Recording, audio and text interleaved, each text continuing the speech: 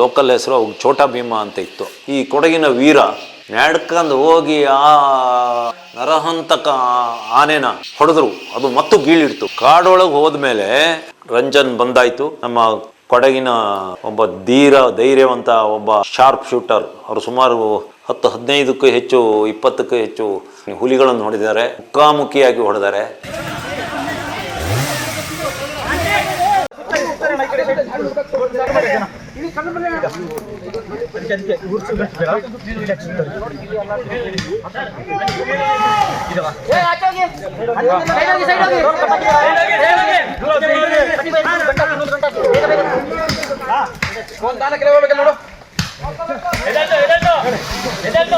ಆ ಭಾಗದಲ್ಲಿ ಒಂದು ಭಯಂಕರ ಒಂದು ಆನೆ ಇದೆ. ನಾನೊಂದು 2 ವರ್ಷದ ಹಿಂದೆ ನೋಡಿದ್ದೆ, ಭದ್ರಾ ಹೊಳೆ ಸೈಡ್ ಇತ್ತು.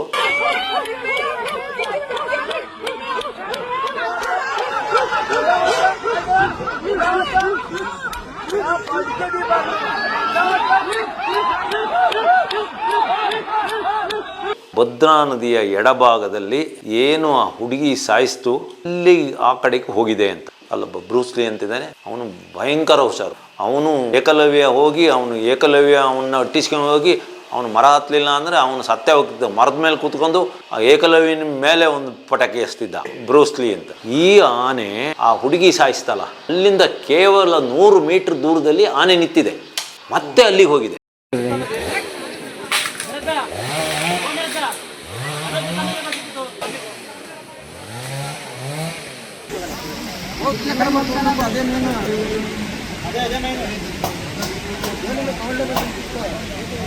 ಈ ಆನೆನು ಭದ್ರಾ ನದಿಯ ಬಲದಂಡೆಯಲ್ಲಿ ಒಬ್ಬಳನ್ನ ಸಾಯಿಸಿ ಆ 1 ಕಿಲೋಮೀಟರ್ ಅಂದಾಜು ಅಗಲ ಹರಿತಿರೋ, ಆ ರಭಸವಾಗಿ ಹರಿತಿರೋ ಭದ್ರಾ ನದಿ, ಆ ಬಂಡೆಗಳು ಎಲ್ಲ ಇರೋ ಭದ್ರಾ ನದಿನ ದಾಟಿ ಆ ಒಂದು 12-13 ವರ್ಷದ ಮರಿ ಮತ್ತೆ ಬಲದಂಡೆಗೆ ಬಂದು ಬಲದಂಡೆಯಲ್ಲಿ ಒಬ್ಬರನ್ನ ಸಾಯಿಸಿತ್ತು ಅಂದ ಕೂಡಲೇ ನಾನು ಯೋಚನೆ ಮಾಡಿದ್ವಿ, ಇದು ಮಹಾನ್ ಆನೆ, ಇದು ಭಾರಿ ಬುದ್ಧಿವಂತ ಆನೆ ಅಂತ ನಾನು ತೀರ್ಮಾನ ಮಾಡಿ ಆಯಿತು. ಅಷ್ಟೊತ್ತಿಗೆ ಸಾಮಾನ್ಯಕ್ಕೆ ಒಂದು ಏನಾರ ಘಟನೆ ಆಯಿತು ಅಂದ್ಕೂಳೆ ವಿರೋಧ ಪಕ್ಷದವರು, ಅಧಿಕಾರ ಇರೋ ಪಕ್ಷಗಳ ಸರ್ಕಾರದ ವಿರುದ್ಧ ಆರೋಪ ಹೊರಿಸೋದೆಲ್ಲ ಇದ್ದದ್ದೇ.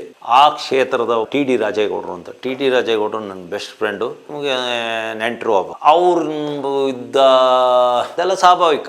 ಅದೇ BJP ಇದ್ರು ಕಾಂಗ್ರೆಸ್ನವ್ರು ಮಾಡ್ತಿದ್ರು, ಕಾಂಗ್ರೆಸ್ನ ಇರೋದಕ್ಕೆ BJPಯವ್ರು ಮಾಡಿರು, ಭಾರಿ ಸ್ಟ್ರೈಕ್ ಮಾಡಿದ್ರು. ನಾನು ಒಂದು ಹೇಳ್ತೀನಿ, ಮಲೆನಾಡಲ್ಲಿ ತುಂಬ ಕಾಡು ಕಾಫಿ ತೋಟ ಇರಲಿ, ಅವ್ರವ್ರ ಜೀವಕ್ಕೆ ಅವ್ರವರೇ ಹೊಣೆ. ಯಾವ ಫಾರೆಸ್ಟ್ ಇಲಾಖೆ, ಪೊಲೀಸ್ ಇಲಾಖೆ, ನೀವು ಇಂಡಿಯನ್ ಮಿಲಿಟ್ರಿ ಎಲ್ಲ ಕಮಾಂಡೋಗಳನ್ನ ತಂದು ನಿಲ್ಸಿರು, ಕಂಟ್ರೋಲ್ ಮಾಡೋಕ್ಕಾಗಲ್ಲ. ಆದರೂ ಬೇಜಾರು ಹಾಗೆಲ್ಲ ಇರುತ್ತಲ್ಲ, ಆರೋಪ ಪ್ರತ್ಯಾರೋಪ. ಹಾಗಾಗಿ ಸ್ಟ್ರೈಕೆಲ್ಲ ನಡೆದು ಅವತ್ತು ರಾತ್ರಿನೇ ರಾಜೇಗೌಡರು ಇವರಿಗೆ ಫಾರೆಸ್ಟ್ ಮಿನಿಸ್ಟ್ರಿಗೆ ಫೋನ್ ಮಾಡಿ ಬೆಳಗ್ಗೆ ಹೊತ್ತಿಗೆ ಪರ್ಮಿಷನ್ ತಂದು ಅವತ್ತೇ ಒಂದು ನಮ್ಮ ಬಾಲಣ್ಣ, ಸೋಮಣ್ಣ ಎಲ್ಲ ಆನೆಗಳು ಬಂದಾಯಿತು.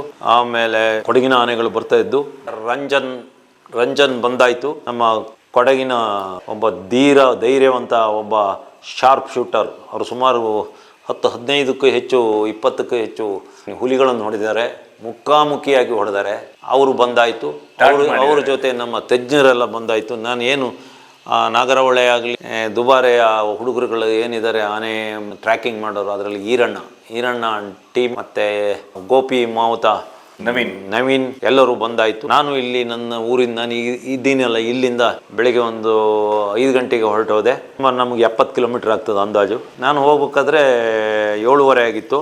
ಎಲ್ಲಿ ಆ ಏನು ಬಲದಂಡೆ ಇದೆ, ಆ ಬಲದಂಡೆಯಲ್ಲಿ, ಭದ್ರಾ ಬಲದಂಡೆಯಲ್ಲಿ ನಾನು ಹೋದೆ. ಅಷ್ಟೊತ್ತಿಗೆ ನಾವು ಹಿಂದೆ ಏಕಲವ್ಯನ ಹಿಡಿದಾಗ ಮೂಡಿಗೆರೆಯಲ್ಲಿ ರೇಂಜರ್ ಆಗಿದ್ದಂಥ ಮೋಹನ್ ಅಂತ ಒಬ್ಬ ಫಾರೆಸ್ಟು ಆಫೀಸರ್, ಈ ಡಾಟ್ ಮಾಡೋರ ಜೊತೆನೇ ನಡ್ಕೊಂಡೇ ಹೋಗೋದು. ಅದು ಜಿಗಣ್ಯಾರ ಇರಲಿ, ಆನೆಯಾರ ಬರ್ತದೆ ಅಂತ ಒಬ್ಬ ಸಮರ್ಥ ಆಫೀಸರು ಇದ್ದರು, ಎಲ್ಲ ಸಿಕ್ಕಿದ್ರು. ಆ ಭಾಗದಲ್ಲಿ ಒಂದು ಭಯಂಕರ ಒಂದು ಆನೆ ಇದೆ. ನಾನೊಂದು 2 ವರ್ಷದ ಹಿಂದೆ ನೋಡಿದ್ದೆ, ಭದ್ರಾ ಹೊಳೆ ಸೈಡ್ ಇತ್ತು. ನಾನಲ್ಲಿ ಯಾರೋ ನಮ್ಮ ಫ್ರೆಂಡ್ ಮನೆಗೆ ಹೋದಾಗ ಅಲ್ಲಿ ಆನೆ ಇದೆ ಅಂದಾಗ ನಾನು ನೋಡ್ಕೊಂಡ್ಬಂದಿದ್ದೆ.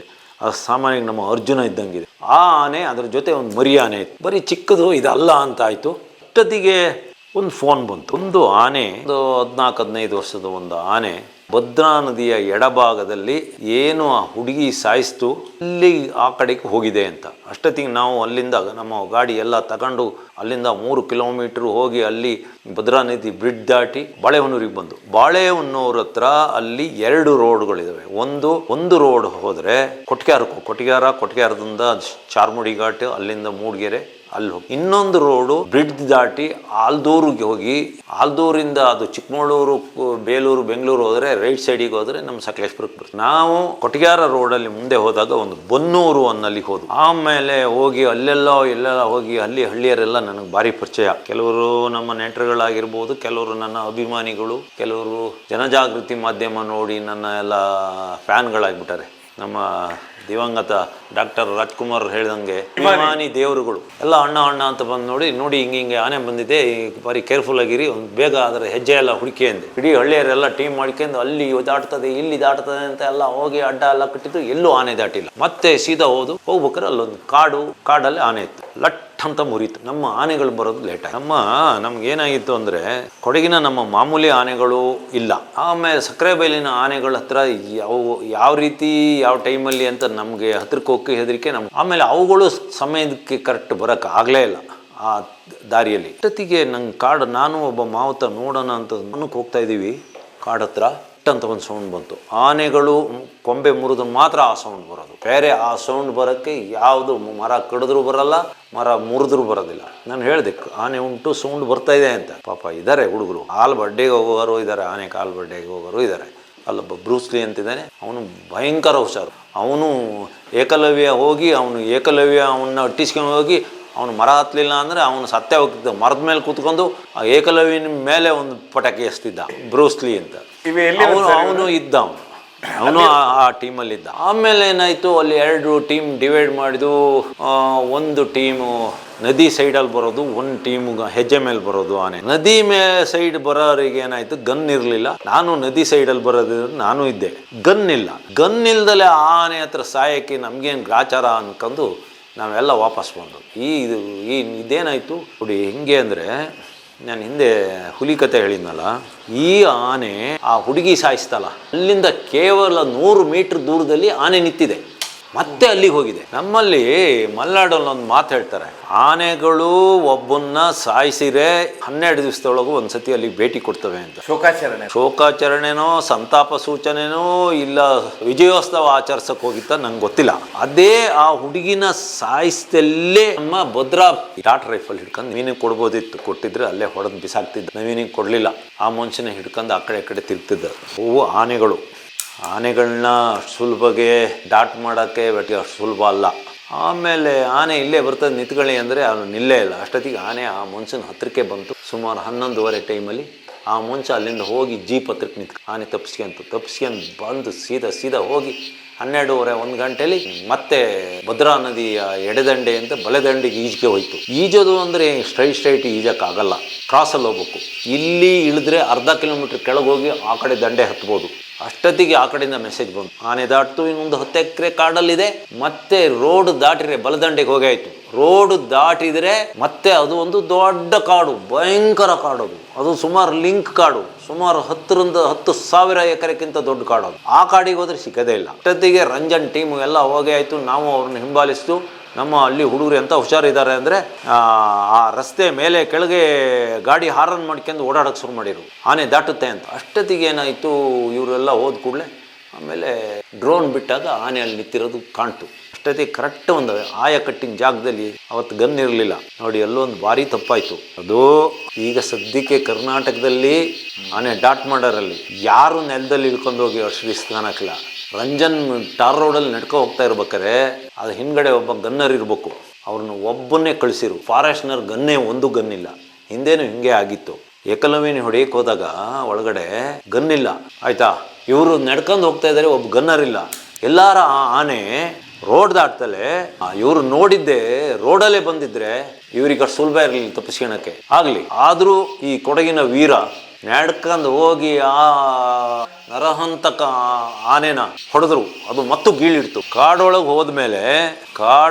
ಹೋದ್ಮೇಲೂ ಈ ಆನೆ ಅಷ್ಟೊತ್ತಿಗೆ ಮತ್ತೊಂದು ಏನಾಯ್ತು ಅಂದ್ರೆ ಇಲ್ಲೆಲ್ಲೂ ಇರಲಿಲ್ಲ. ಬೆಳಗಿಂದ ಅಲ್ಲಿ ಸೋನೆ ಮಳೆ ಶುರುವಾಗಿತ್ತು. ಅದರಲ್ಲೂ 2 ಗಂಟೆಯಲ್ಲಿ ಒಂದು ಭಾರಿ ಮಳೆ ಬಿತ್ತು. ಅದು ಆನೆಗೆ ಫೇವರ್ ಆಗಿತ್ತು. ಅಲ್ಲಿ ಮತ್ತೆ ಜಿಗಣೆಗಳದ್ದೇ ಕಾಡು, ಅದು ಜಿಗಣೆ ಕಾಡು. ನಾವು ಜಿಗಣೆ ಕಾಡಿಗೆ ನಾವು ಹೋಗಿದ್ದು ಅಷ್ಟೇ, ನಮ್ಗಲ್ಲಿಗೆ ಜಿಗಣೆ ಬರಲಿಲ್ಲ. ಭಯಂಕರ ಜಿಗಣೆಗಳು, ಯಾರ್ಯಾರಿಗೆ ಎಲ್ಲೆಲ್ಲಿಗೆ ಹತ್ತಿದೋ ಜಿಗಣೆಗಳಿಗೆ. ಆ ಜಾಗ ಈ ಜಾಗ ಅಂತಿಲ್ಲ, ಆ ಜಾಗಕ್ಕೆ ಬೇಕಾದ್ರೂ ಹತ್ತಿ ರಕ್ತ ಕುಡಿತವೆ. ಏನ್ ಸರ್, ರಕ್ತನೇ ಕುಡಿಯುತ್ತೆ ಇದು? ರಕ್ತ ಕುಡಿತವೆ. ನನಗೆ ನನ್ನ ಗಡ್ಡಕ್ಕೆ, ನನ್ನ ಕಿವಿಗೆ ಎಲ್ಲ ಕಚ್ಚಿದ್ವು, ನನ್ನ ಹೊಕ್ಕಳ ಹೊಟ್ಟೆಗೆ, ಕೈಗೆ, ನನ್ನ ವಾಚ್ ಸಂಧಿ ಎಲ್ಲ ಕಚ್ಚಿದ್ವು. ಆಮೇಲೆ ಆನೆಗಳನ್ನು ನಿರಂತರವಾಗಿ ಹಿಂಬಾಲಿಸಕ್ಕೆ ಶುರು ಮಾಡಿರು. ಆದರೆ ರಂಜನಾಗತಿಗೆ ನಡ್ಕೊಂಡು ಹೋಗಿ ಅದನ್ನ ಹಿಂಬಾಲಿಸಿರುವ ರಂಜನ್ ಇರ್ಬೋದು, ದುಬಾರೆಯಿಂದ ಬಂದು ಹುಡುಗರು, ಅಲ್ದೂರ್ ಭಾಗದ ETF ಹುಡುಗರುಗಳು ಎಲ್ಲರೂ ಹೋದರು. 2-3 ಸರಿ ಗೀಳಿಡ್ತಾ ಅಟ್ಟಾಡಿಸ್ಕೊಂಡು ಬಂತು. ಆಮೇಲೆ ಆನೆಗಳಲ್ಲಿ ದೊಡ್ಡ ಆನೆಗಳು 5,000-6,000 kg ಆನೆಗಳು, ಉದ್ದ ಕೋರೆ ಇರೋ ಆನೆಗಳು ಸ್ಲೋ ಆಗಿ ಕಾಡೊಳಗೆ ಬರ್ತವೆ. ಅಷ್ಟೇ ಅಲ್ಲ, ಆನೆಗಳಿಗೆ ಒಂದು ತಲೆಯಲ್ಲಿ ಒಂದು ಉಂಟು, ನನ್ನ ಕೋರೆ ಎಲ್ಲರ ಮುರಿಬೋದು ಅಂತ ಅದು ಭಾರಿ ಕೋರೆಗಳ ಬಗ್ಗೆ ಕೇರ್ ವಹಿಸ್ತದೆ. ಎದುರುಗಡೆಗೆ ಮರ ಗಿರ ಬಂದು ಹೊಡೆಯಬಹುದು ಅಂತ ಹೇಳಿ ಭಾರಿ ಎಚ್ಚರಿಕೆಯಿಂದಲೇ ಬರ್ತದೆ. ಆದರೆ ಇದೊಂದು 6.5-7 ಅಡಿದ ಆನೆ, ಇನ್ನೂ ಯೌವನ ಅವಸ್ಥೆಗೆ ಬರ್ತಾ ಇರೋದು, ಕೊಬ್ಬಿದ ಆನೆ. ಮತ್ತೆ ಯಾರಿಗೆ ಏನೂ ಮಾಡಿಲ್ಲ ಇದಕ್ಕೆ. ಇಲ್ಲಾದರೆ ಬಹುಶಃ ನಮ್ಮ ಸಕಲೇಶ್ಪುರದ ಭಾಗದಲ್ಲಿ ಅದಕ್ಕೇನು ಗುಂಡು ಹೊಡೆದು ಮನುಷ್ಯರ ಮೇಲೆ ಅದಕ್ಕೆ ದ್ವೇಷ ಇತ್ತೇನೋ ಬಿಟ್ಟರೆ, ಆ ಭಾಗದಲ್ಲಿ ಯಾರೂ ಗುಂಡೆ ಹೊಡೆದಿಲ್ಲ. ಆ ಭಾಗದಲ್ಲಿ ಯಾರು ಗುಂಡು ಹೊಡೆಯಲ್ಲ. ಆಮೇಲೆ ಆನೆ ಅಂದರೆ ಅರ್ಧ ಕಿಲೋಮೀಟರ್ ದೂರದಲ್ಲಿ ಇರ್ತಾರೆ. ಅಲ್ಲಿ ಜನಗಳು ಭಾರಿ ಸ್ವಲ್ಪ ಆನೆಗಳಿಗೆಲ್ಲ ಭಯ ಪಡ್ತಾರೆ. ಆ ಆನೆನ ಇವರು ನಿರಂತರವಾಗಿ 5 ಗಂಟೆವರೆಗೂ ಅದನ್ನ ಹಿಂಬಾಲಿಸಿ ಮತ್ತೊಂದು ಡಾಟ್ ಮಾಡ್ತಾರೆ. ಆಮೇಲೆ ಮತ್ತೆ ಅದನ್ನ ಹಿಂಬಾಲಿಸಿ, ನಾನು ಅಷ್ಟೊತ್ತಿಗೆ ನಮ್ಮ ಸೋಮಣ್ಣ, ಬಾಲಣ್ಣ ಎಲ್ಲ ಆನೆಗಳನ್ನ ತಗೊಂಡು ಹೋದ್ರು. ಈ ಸೋಮಣ್ಣ ಆನೆ ನಮ್ಮ ಸಕಲೇಶ್ಪುರ ಭಾಗದಲ್ಲಿ ಹಿಡ್ದಾನೆ. ಇದನ್ನ ನಮ್ಮ ವೆಂಕಟೇಶಣ್ಣ ಅದಕ್ಕೆ ಡಾಟ್ ಮಾಡಿರ್ತಾರೆ. ಆಮೇಲೆ ಅದಕ್ಕೆ ಇಲ್ಲಿ ಒಂದು ಹೆಸರು, ನಮ್ಮ ಲೋಕಲ್ ಹೆಸರು ಛೋಟಾ ಭೀಮ ಅಂತ ಇತ್ತು. ಆ ಛೋಟಾ ಭೀಮನ್ನ ಅಲ್ಲಿಗೆ ತಗೊಂಡೋಗಿ ಅದಕ್ಕೆ ಸೋಮಣ್ಣ ಅಂತ ಹೆಸರಿಡ್ತಾರೆ. ಛೋಟಾ ಭೀಮ್. ಆ ಸೋಮಣ್ಣ ಅನ್ನೋ ಹೆಸರು ಬಹುಶಃ ಯಾರ ಅಧಿಕಾರಿ ಅಪ್ಪಂದ, ಮಗಂದ, ತಮ್ಮಂದ ಇರ್ಬೋದು. ನನಗೆ ಪೌರಾಣಿಕ ಹೆಸರುಗಳನ್ನ ಬಿಟ್ಟರೆ ಈಗ ಇಲ್ಲಿರೋ ಆನೆಗಳಿಗೆ, ನಮ್ಮ ದುಬಾರೆಯ ಆನೆಗಳಿಗೂ ಬೇರೆ ಎಲ್ಲ ಅವ್ರ ಕಡೆ ಫ್ಯಾಮಿಲಿಯದ ಹೆಸರುಗಳೇ ಅದಿರಲಿ. ಆಮೇಲೆ ನಾನು ಹೋದೆ ಜೊತೆ. ಒಂದು ಜಿಗಣೆ ಎಲ್ಲ ಮಿಲಿ ಅಂತ ಇದ್ದಾವೆ ಜಿಗಣೆಗಳು. ಆಮೇಲೆ ನಾವೆಲ್ಲ ಹೋಗಿ ಲಾಸ್ಟಿಗೆ ಆ ಆನೆ ಅಷ್ಟೊತ್ತಿಗೆ ಏನಾಯ್ತು, ಒಂದು ದೊಡ್ಡ ಮರ ಬಿದ್ದಿತ್ತು. ಇನ್ನೊಂದು 100-200 ಮೀಟರ್ ಬಂದರೆ ಶೃಂಗೇರಿ, ಚಿಕ್ಕಮಗಳೂರು ಇಲ್ಲ ಬಾಳೆಹೊನ್ನೂರು ಹೈವೇಗೆ ಬಂದ್ಬಿಡ್ತದೆ ಆನೆ. ಅಷ್ಟೊತ್ತಿಗೆ ಏನಾಯ್ತು, ಅಲ್ಲೊಂದು ದೊಡ್ಡ ಮರ ಬಿದ್ದಿತ್ತು. ಅದರೊಳಗೆ ನುಗ್ಗಕ್ಕೆ ಹೋಗಿ ಸಿಕ್ಕಾಕಿದ್ರು. ಅಂದರೆ ತಾಕತ್ತು ಇಲ್ಲ, ಅಷ್ಟೊತ್ತಿಗೆ ಸುಸ್ತಾಯ್ತು. 2,000 kgದು ಒಂದು 13-14 ವರ್ಷದ ಆನೆ.